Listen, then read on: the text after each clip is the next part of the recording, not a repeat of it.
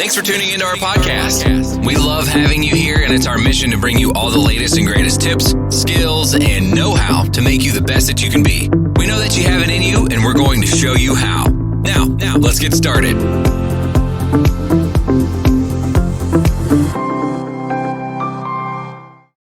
Hello, everyone. Welcome to a new episode of Rethink Everything, where we will rock your world and rack your mind. We're your hosts, Jillian Willie and Dr. Matt Singer. And today we're going to be talking about relationships and one of the most uncomfortable parts of a relationship, the breakup part. So, Matt, what are your thoughts here? So here's my thoughts. There's different ways of a breakup. There's the breakup where the guy says to the girl, "You're dumped. Take a hike, beat it." Or there's the breakup where the girl catches the guy cheating on her, or the guy catches the girl cheating. Or there's the breakup where even worse, where the guy is just blatantly doesn't care about the woman, or the woman is only out for his money, or so many different situations. So, when it comes to a breakup, what I feel like people get wrong so often is that they're so focused on the fact that they got dumped, and they're not actually concerned about the person. They're more concerned about their reputation or their ego, that they got dumped, right? As opposed to, okay, well, why did I stay in this relationship longer than I should have?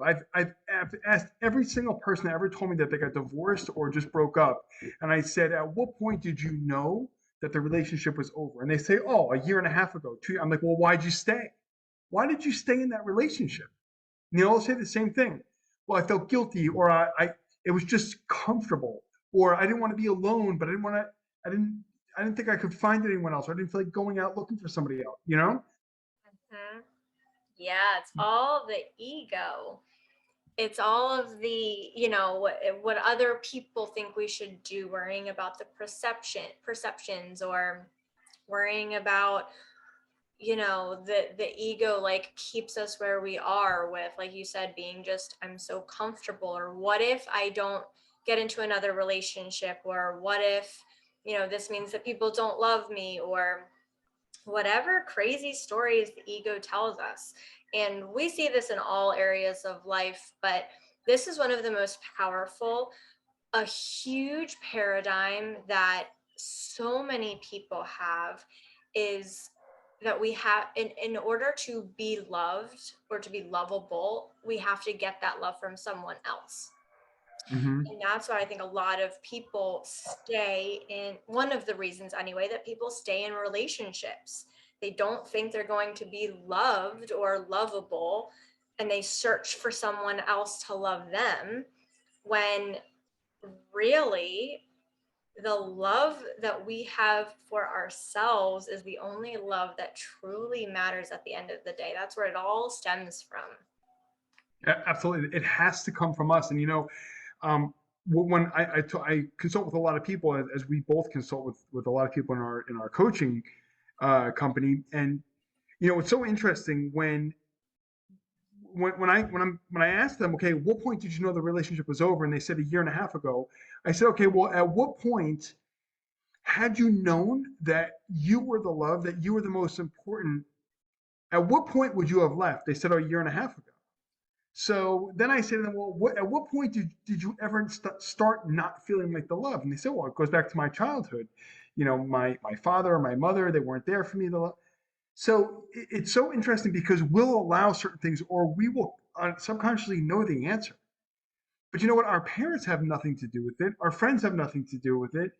Nobody has anything to do with it except us. So if we know that there's a problem, but we're willing to put up with it, the area of empowerment is where we know, what, I can change this. I don't have to put up with my old level of thinking. So when it comes to being the love, they say to me, well, how do I know I'm the love? I said, well, the first thing is look in the mirror And what is the first thing you see? And they say, well, I see my hair is out of place, or I don't like my outfit. I said, no, no, no. Look in the mirror.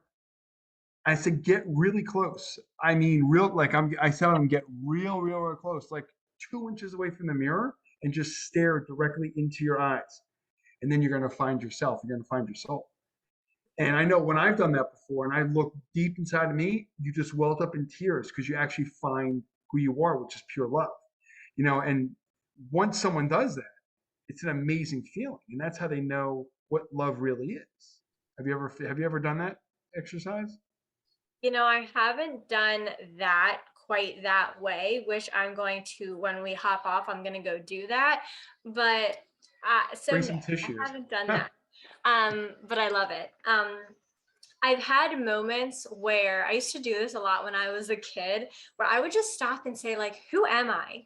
Like, really, who am I? And the longer I would sit there and just ask myself over and over, and then I would have this like almost out of body experience where it was like I didn't feel like me anymore. And it freaked me out when I was little because I didn't understand it.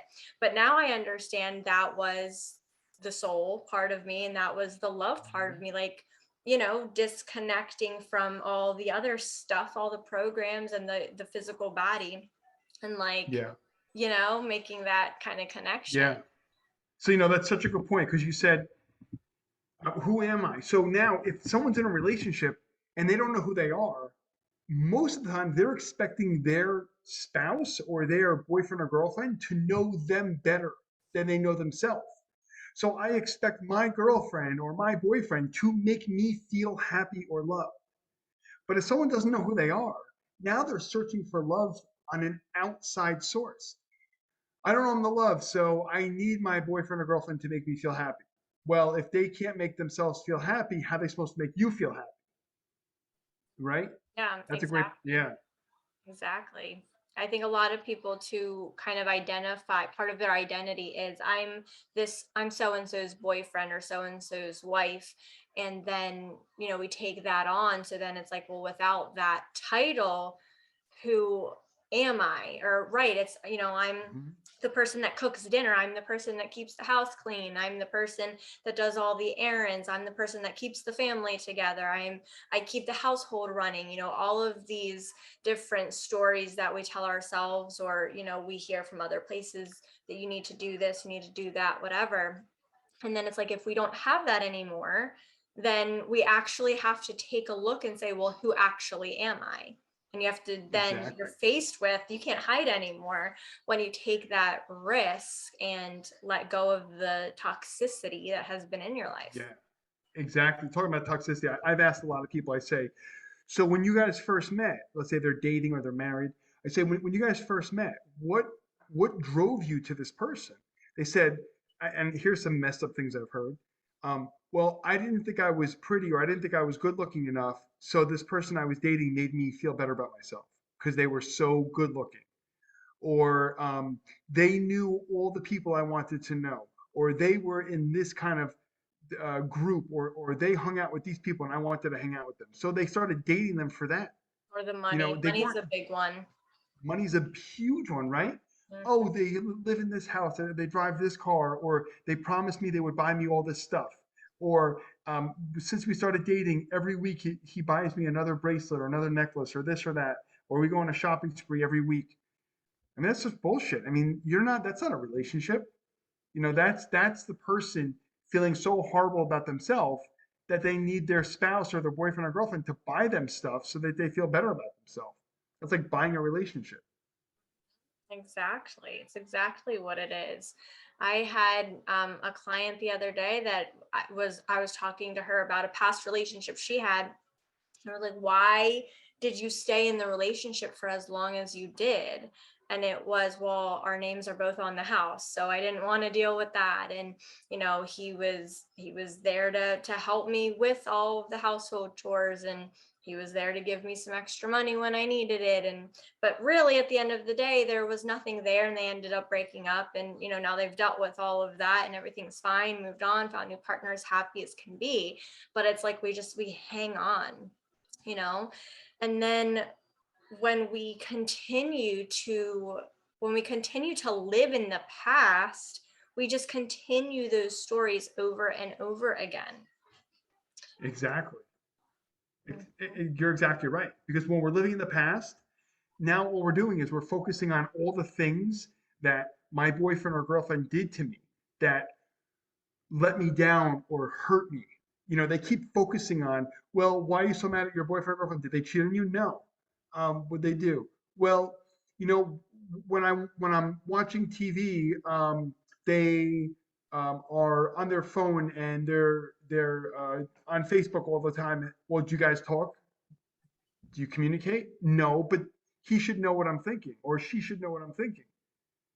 Well, if you don't even know what you want, how are they supposed to know what you want? Mhm. Right? Yeah, that's a big one. And I actually was that was explained me for a little while. I didn't even know what I wanted.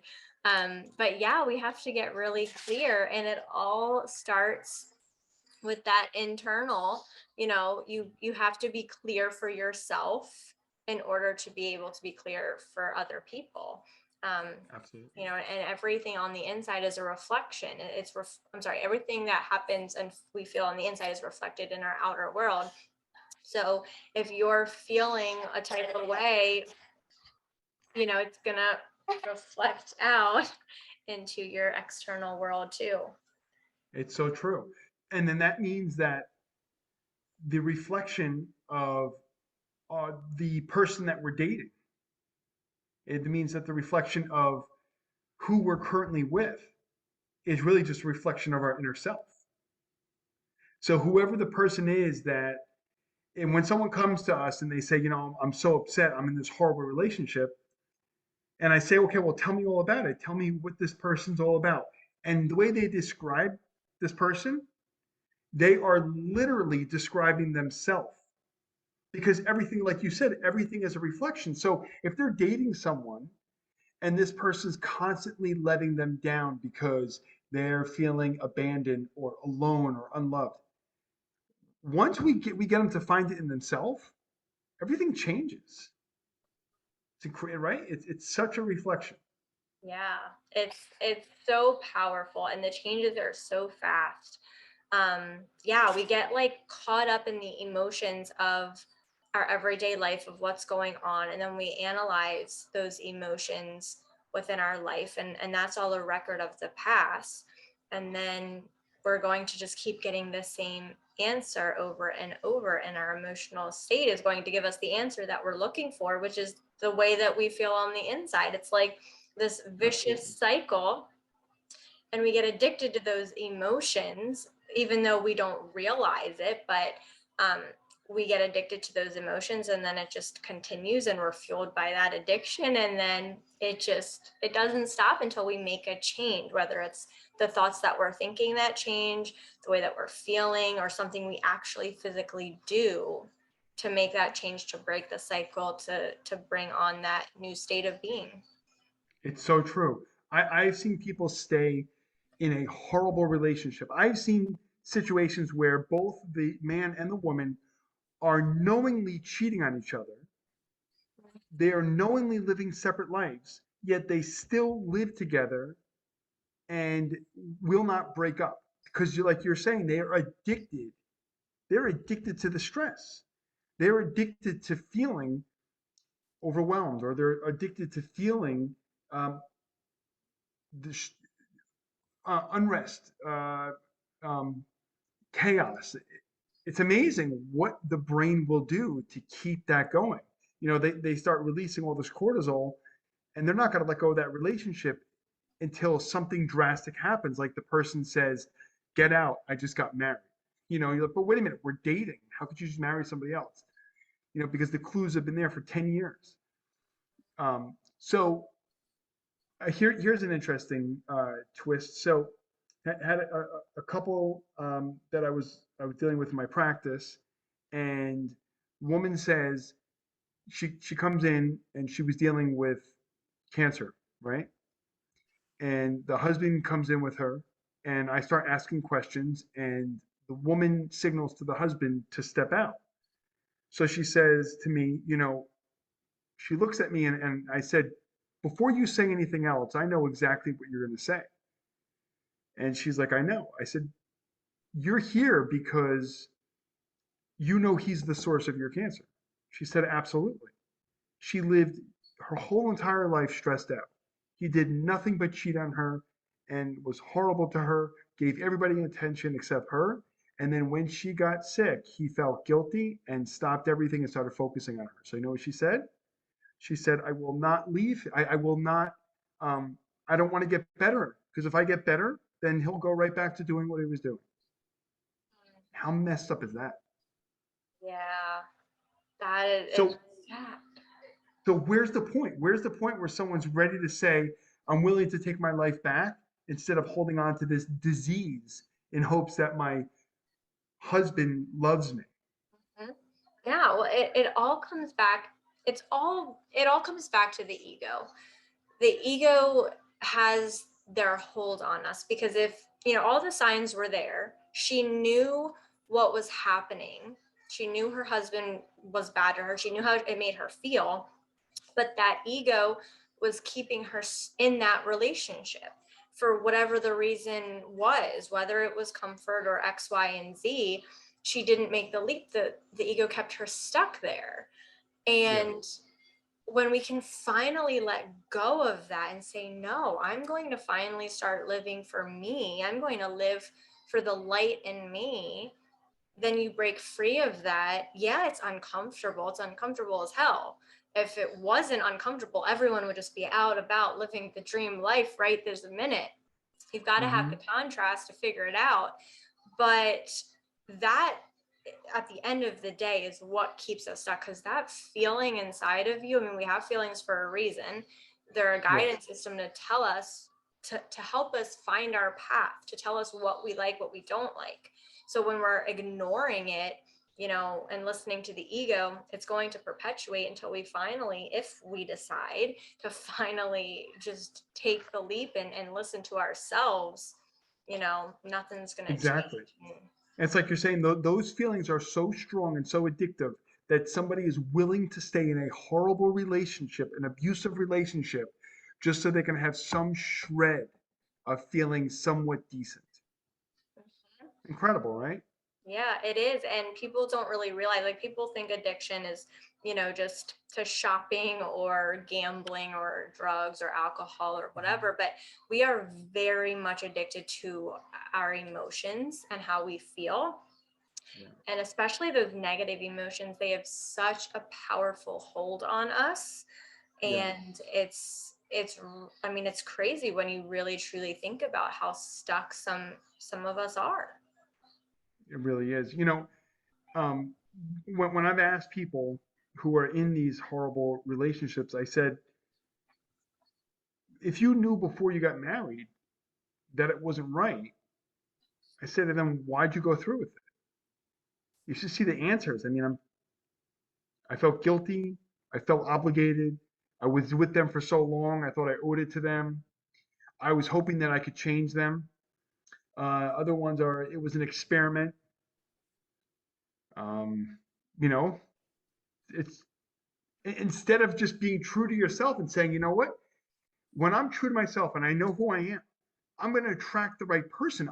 That's where the faith and trust comes in. That's where it all works out. But when we don't trust it, Mhm. we're never going to have what we want. Always going to be searching for that next thing because we're not feeling good and we just want to feel good.